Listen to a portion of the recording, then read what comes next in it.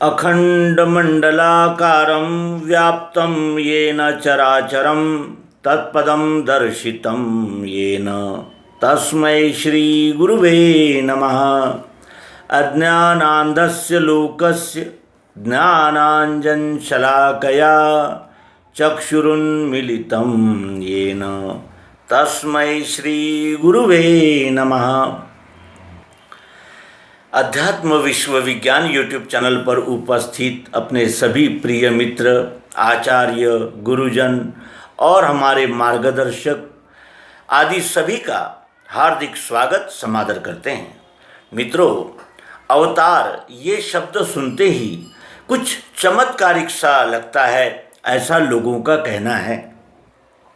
उन्हें धर्मोपदेशक, धर्म संस्थापक, संप्रदाय के प्रवर्तक ये शब्द सुनकर आश्चर्य का धक्का नहीं लगता, लेकिन अवतार ये शब्द सुनते ही उन्हें बड़ा अचरज होता है कि ये कैसी अवैज्ञानिक धारणा है कि कोई एक विश्व का प्रतिनिधित्व करने वाला दैदीप्यमान विभूति तत्व यहाँ इस पृथ्वी तल पर आता है और वो धर्म संस्थापना का कार्य करता है। धर्म संस्थापना के कार्य को हम संप्रदाय या पंथ की प्रतिष्ठापना इस आधार से स्वीकार करते हैं, लेकिन वास्तविक अवतार धर्म यानी किसी भी मत पंथ संप्रदाय का स्थापना करने या उसे पुनरुज्जीवित करने के लिए नहीं आते। वे सार्वभौमिक सिद्धांत को पुनः प्रतिष्ठित करने के लिए आते हैं। काल के चक्र में कुछ बातें जो भूल जाया जाती है उन्हें दोबारा याद दिलाने के लिए और परित्राणाय साधूनाम विनाशाय च दुष्कृताम, इस कार्य के लिए जो विभूति आती है, जो अलौकिक एक दैदीप्यमान ऐसा चरित्र इस पृथ्वी तल पर अवतरित होता है, उसे अवतार कहते हैं। अवतार भी मनुष्य ही होते हैं, हम भी मनुष्य ही है, लेकिन अपने अपनी दृष्टि का दायरा यदि हमने ध्यान में लिया तो हमारे ध्यान में आ जाएगा कि जो संपूर्ण विश्व के परिदृश्य का ज्ञाता साक्षी होकर आता है वो अवतार होता है। और हम जो प्रकृति के 8 अंगों के किसी न किसी अंग में आसक्ति धारण करके मन प्रधान जीवन जीते हैं, वे हम सामान्य जन हैं। इतना अपने मित्रों को कह देना पर्याप्त समझते हैं।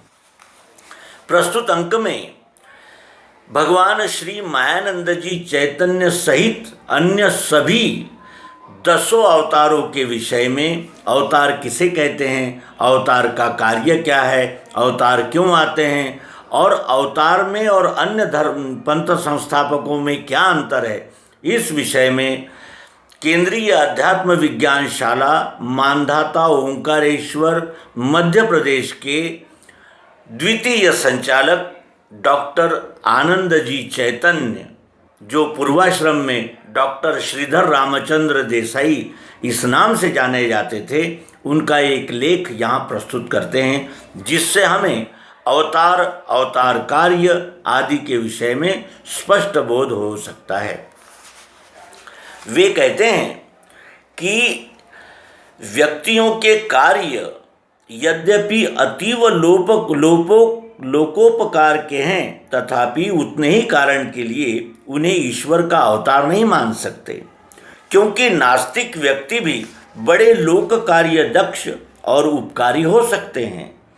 अतः केवल लोक कल्याणकारित्व यही अवतारित्व दर्शक चिन्ह नहीं कहा जा सकता। यह बात बिल्कुल स्पष्ट है।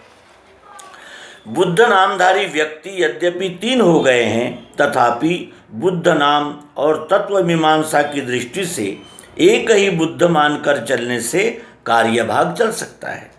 और इसी दृष्टि से यहाँ पर त्रिविध स्वरूपी बुद्धों को बुद्ध मानकर विचार किया गया है।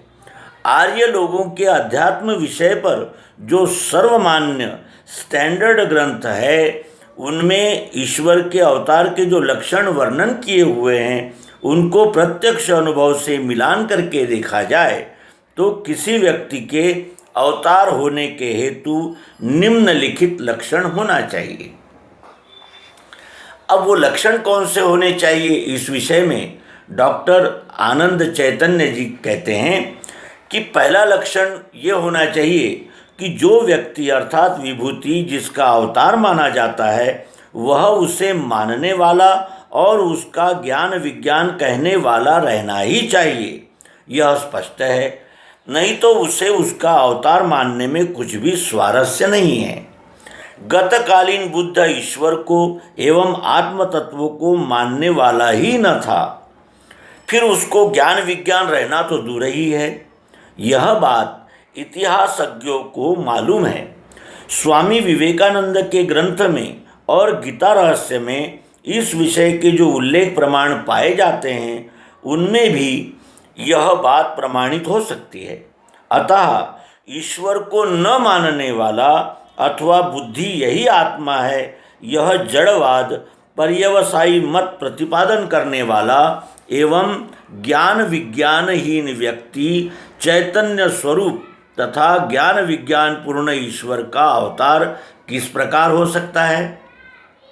पूर्व काल में पुराणों के एतद विषयक प्रक्षिप्त भाग की रचना करने वालों के और गौतम बुद्ध को नौवा अवतार कहने वाले आधुनिक पाश्चात्य और पौरात्य पंडितों के यह असंबद्धता तथा विसंगति ध्यान में ही नहीं आई है।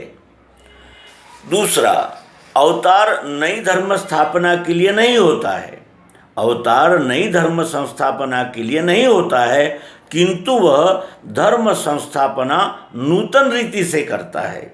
बुद्ध ने धर्म संस्थापना नहीं की है, बल्कि नया धर्म एवं पंथ अथवा संप्रदाय स्थापन किया है, यह विश्रुत है। तीसरा, अवतारी पुरुष के सिद्धांत अपराजय रूप होने से उनका खंडन नहीं होता। बुद्ध के सिद्धांतों का खंडन हो चुका है। श्री कृष्ण के अथवा राम के सिद्धांतों का खंडन कहीं नहीं पाया जाता है। बुद्ध का खंडन श्रीमद् आद्य शंकराचार्य जी ने किया है। विभूतियों के सिद्धांत का क्वचित खंडन हो जाता है, किंतु अवतार के नहीं।